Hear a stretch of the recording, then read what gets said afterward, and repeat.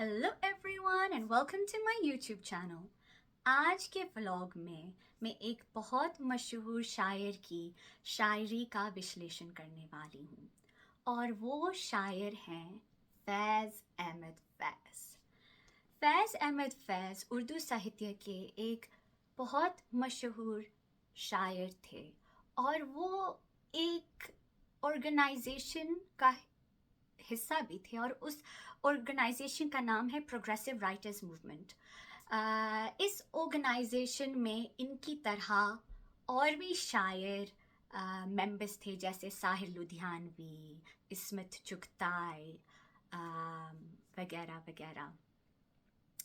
और इस ऑर्गेनाइजेशन की खासियत ये थी कि ये जो लोग थे, ये जो बड़े बड़े साहित्यकार थे, ये इकट्ठा होते थे और सियासी और सामाजिक विषयों पर चर्चा करते थे कि समाज कैसे आगे बढ़े और हर किसी को तरक्की करने का मौका मिले बिना भेदभाव के।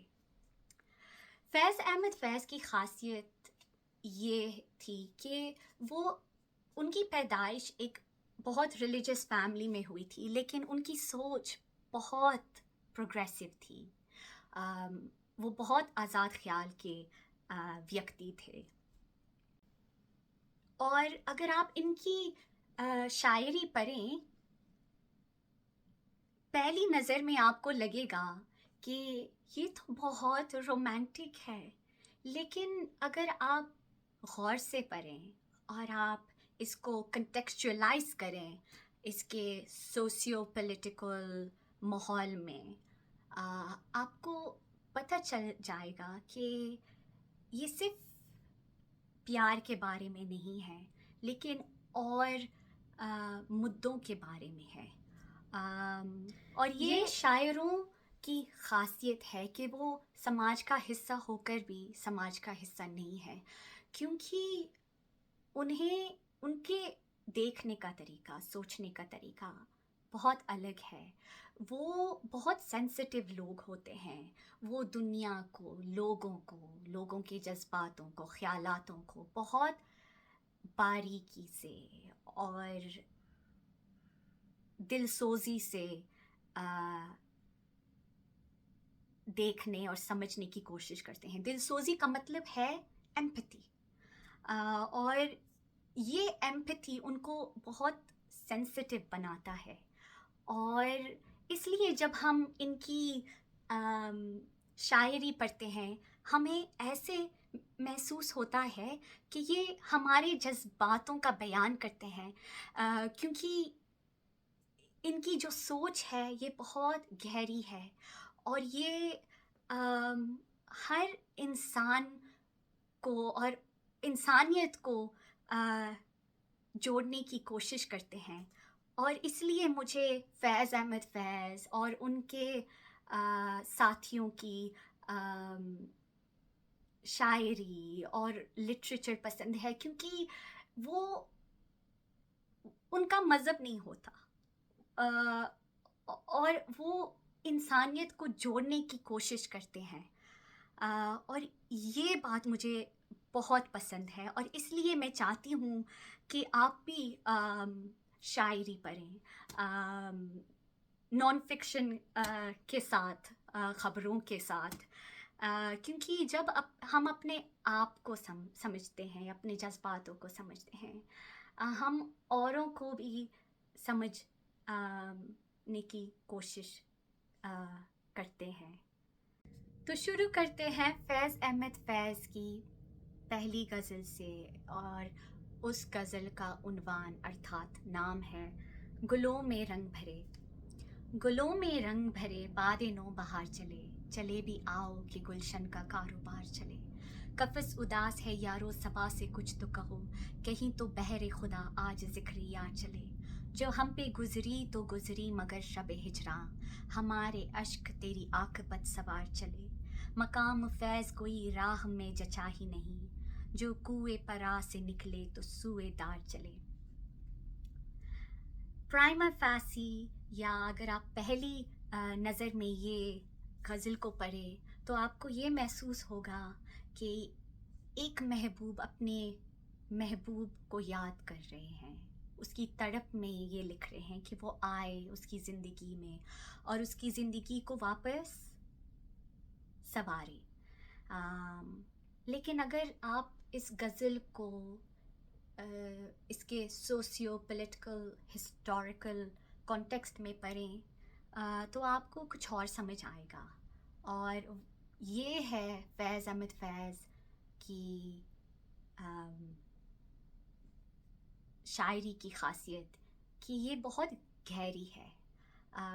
ये जो गज़ल थी मेरे ख़्याल से ये फैज़ अहमद फैज़ साहब ने जेल में लिखी थी और ये सिर्फ़ अपने महबूब को याद नहीं कर रहे हैं पर अपने मुल्क को याद कर रहे हैं और वो चाहते हैं कि उनके मुल्क में दोबारा से खुशियाँ, आबादी और तरक्की आए। तो अगर आप ये पहला शेर पढ़ें दोबारा, गुलों में रंग भरे बादिनों बाहर चले, चले भी आओ कि गुलशन का कारोबार चले। तो ये इस शेर में कह रहे हैं कि बाहर के वापस से स्प्रिंग आ जाए और हवा आ जाए कि जो गुलशन है, जो गार्डन है, बाग है, वो वापस से खिल जाए। और फैज़ अहमद फैज़ बहुत खूबसूरती से और इज़्ज़त से अपने मुल्क को एक गुलशन का सम्मान दे रहे हैं। उसको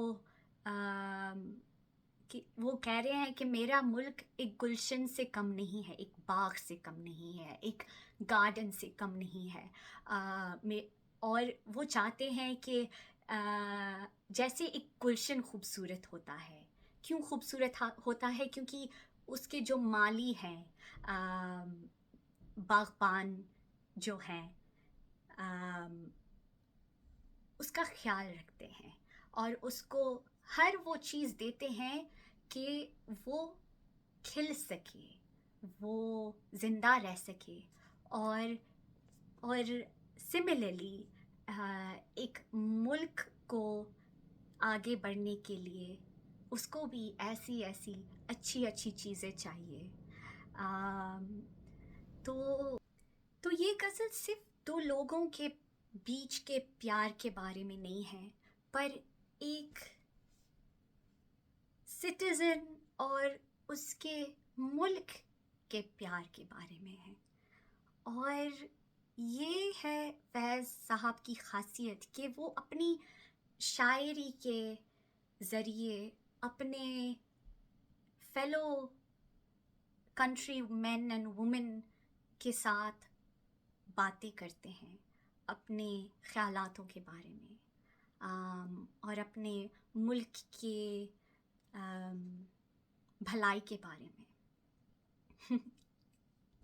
अब पढ़ते हैं फैज़ साहब की एक नज़म, उसका नाम है पहली सी मोहब्बत। ये नज़म बहुत पॉपुलर है और हिंदी पॉप कल्चर में बहुत इस्तेमाल हुई है। हाल ही में करण जौहर की ए दिल मुश्किल में इसका प्रयोग हुआ था एक सीन में।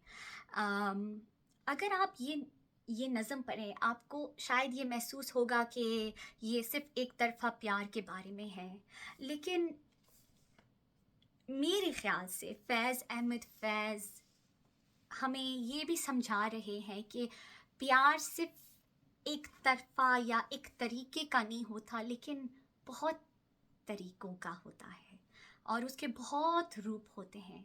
सिर्फ़ एक इंसान के लिए नहीं, लेकिन एक इंसान और उसके मुल्क के बीच में, या एक इंसान और एक जगह के बीच में।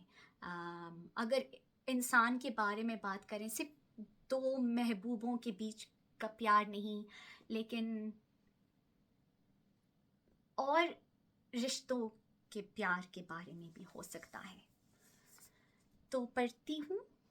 मुझसे पहली सी मोहब्बत मेरे महबूब न मांग, मैंने समझा ताकि तू है दरख्शां है हयात।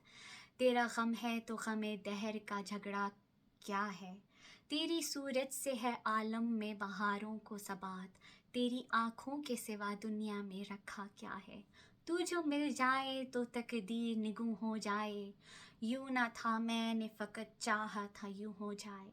और भी दुख है ज़माने में मोहब्बत के सिवा, राहतें और भी है वस्ल की राहत के सिवा। अनगिनत सदियों के तरीका बहीमाना तिलिस्म, रेशमो अतलसो वो कम ख्वाब में बनवाए हुए। जा बजा कूचो बाजार में बिकते हुए जिस्म, खाक में लिटते हुए खून में नहलाए हुए। लौटा जाती है इधर को भी नज़र क्या कीजिए, अब भी दिलकश है तेरा हुस्न मगर क्या कीजिए। और भी दुख है ज़माने में मोहब्बत के सिवा, राहतें और भी है वस्ल की राहत के सिवा। मुझसे पहली सी मोहब्बत मेरे महबूब न मांग।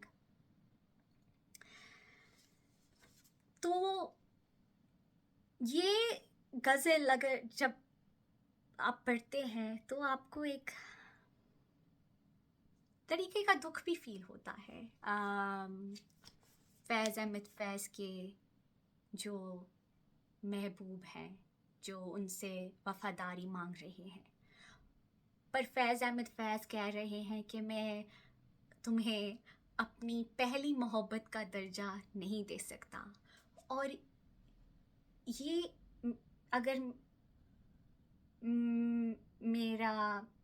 मेरी याददाश्त सही है, ये इनकी पहली मोहब्बत एक इंसान नहीं है, पर उनका मुल्क है। और वो शायद अपने करंट महबूब से ये कह रहे हैं कि कि वो मेरी प्रायोरिटी है, मेरा मुल्क मेरी प्रायोरिटी है। तुम हो, लेकिन पहले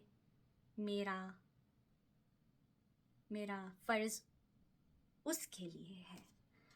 तो ये था मेरे आज का व्लॉग फैज़ अहमद फैज़ साहब की शायरी पे। उम्मीद करती हूँ कि आपको अच्छा लगे और आप को सीखने से ज़्यादा आपको प्रोत्साहन मिले कि आप भी शायरी पढ़ें, क्योंकि शायरी जो है ये आईना होता है। एक तरीके का आईना होता है अपने आप को समझने के लिए, अपने इर्द गिर्द के लोगों को, समाज को और इंसानियत को समझने के लिए।